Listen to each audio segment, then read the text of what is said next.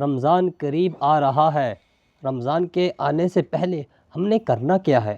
سب سے پہلے اپنے آپ کو گناہوں سے پاک کریں، جو گناہ کر لیے اس سے توبہ کریں اور آئندہ گناہ سے بچنے کا عزم کریں۔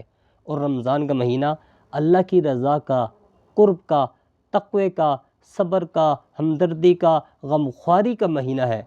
رمضان صرف بھوکا رہنے کا نام نہیں ہے، رمضان لوگوں کو خوشیاں بانٹنے کا نام ہے، لوگوں میں خیریں بانٹنے کا نام ہے، لوگوں کی مدد کرنے کا نام ہے۔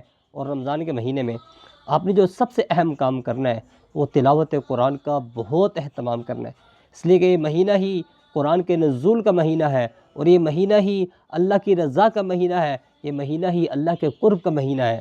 اور یہ مہینہ ابھی ہمیں ملا ہے، ایک چانس ہے، اس میں اگر آپ نے اللہ کو راضی نہ کیا تو یہ چانس گویا آپ نے ضائع کر دیا، اور اس میں بھی آپ جنت کے مستحق نہ بنے تو گویا عذاب کے مستحق بن گئے ہیں۔